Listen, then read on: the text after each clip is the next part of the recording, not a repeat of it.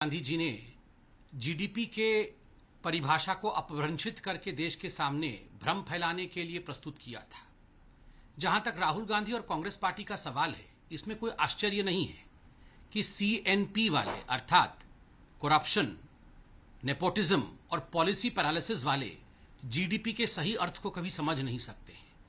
भ्रष्टाचार, भाई भतीजावाद और पॉलिसी पैरालिसिस के कारण किस प्रकार से कांग्रेस के समय ग्रोथ नहीं हो पाया था, ये हम सबने देखा था।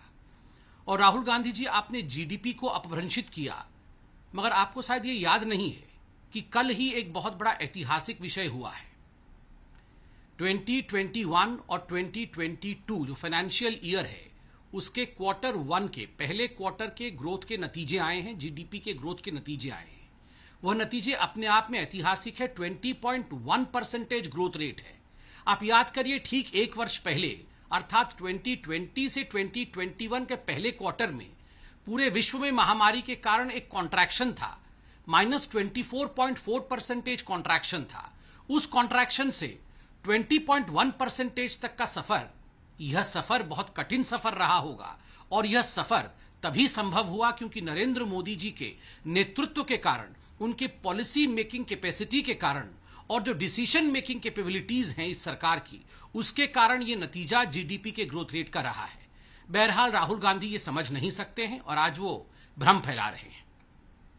एक बात हमने देखा है कि जब से डीमोनेटाइजेशन हुआ है, राहुल गांधी सदैव ही परेशान नजर आए हैं। आज भी डीमोनेटाइजेशन को लेकर राहुल गांधी परेशान ही थे, स्वाभाविक है। गांधी परिवार ने और कांग्रेस पार्टी ने डीमोनेटाइजेशन में बहुत रुपया खोया होगा। भ्रष्टाचार के नतीजे जो उनके थे, उसके कारण बड़ा नुकसान हुआ होगा। स्वाभाविक है परेशान नजर आएंगे, परेशान रहेंगे। जहां तक मोनेटाइजेशन का सवाल है, आज भी राहुल गांधी कहीं ना कहीं भ्रम फैला रहे थे। मोनेटाइजेशन देश की संपत्तियों को बेचना नहीं है, बार बार समझाया गया है और देश की जनता समझती है कि मोनेटाइजेशन केवल लीज है, और वह भी उन विषयों पर लेके उन एसेट्स का जिसको कि जनता के लिए और बेहतरी के साथ लीज के माध्यम से इस्तेमाल किया जा सकता है। यह संपत्ति किसी की नहीं हो रही है, संपत्ति सरकार की ही रहेगी। अभी चंद दिनों पहले अगस्त के महीने में ही निर्मला सीतारमण, जो हमारी आदरणीय वित्त मंत्री है, उन्होंने प्रेस कॉन्फ्रेंस के माध्यम से देश को सजग किया था और सच्चाई बताई थी कि यूपीए ने अपने समय पर लगभग 1.4 लाख करोड़ का ऑयल बॉन्ड लिया था। ये जो ऑयल बॉन्ड लिया था यूपीए ने, उसका किस प्रकार का एक कहर पूरे ऑयल प्राइसिंग पे आगे भी पड़ा, वह हम सब जानते हैं। निर्मला जी ने हम सबको बताया है। आज राहुल गांधी जी से जब पूछा गया वैट और उनके राज्य, जो शासित राज्य है कांग्रेस द्वारा, वैट और एक्साइज के विषय में, तो कहीं ना कहीं गोलमोल करते नजर आए। अपने राज्यों में वैट को कम करके ऑयल प्राइस पे कमी लाई जा सकती है क्या? इस पे राहुल गांधी जी ने कोई उत्तर नहीं दिया, किंतु कहीं ना कहीं जीडीपी को लेकर आज भ्रम फैलाते हुए नजर आए हैं। जनता सब देख रही है, जवाब देगी।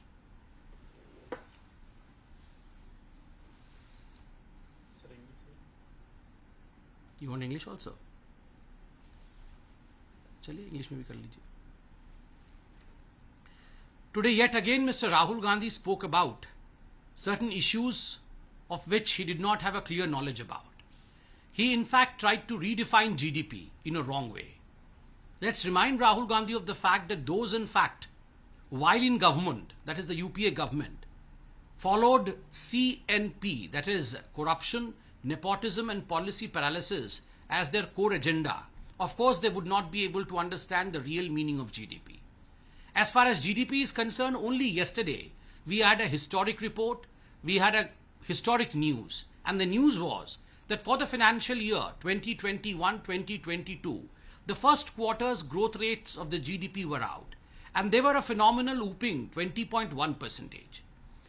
From about a year ago, the first quarter of 2020-21, which was a contracted economy worldwide in fact, and India's economy was contracted to -24.4, from there to +20.1.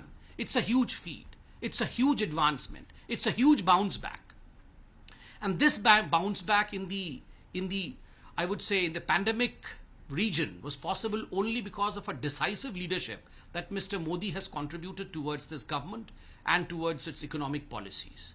As far as demonetization is concerned, Rahul Gandhi yet again spoke about demonetization. Of course, we are aware of the fact that the Congress party and Mr. Gandhi and the Gandhi family might personally have lost a lot during demonetization for obvious reason. And that's the reason as to why he almost always sulks about demonetization. As far as monetization is concerned, Mr. Rahul Gandhi yet again spoke wrong informations and was not factual about the definition of monetization. Monetization is not selling the properties of the government. Monetization is only leasing the properties of the government to monetize them for the better purposes for public use. It's not selling. So Mr. Rahul Gandhi was absolutely wrong on that count.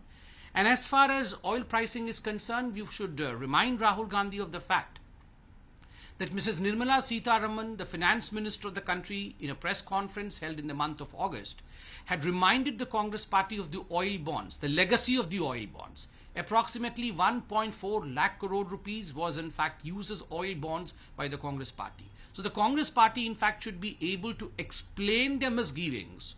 And in fact, today when Mr. Rahul Gandhi was asked about relaxing the VAT and the excise duties in the Congress ruled states, Mr. Gandhi had no proper answer. People of this country are watching Mr. Gandhi and would give a befitting reply. नमस्कार, मैं हूं मानक गुप्ता।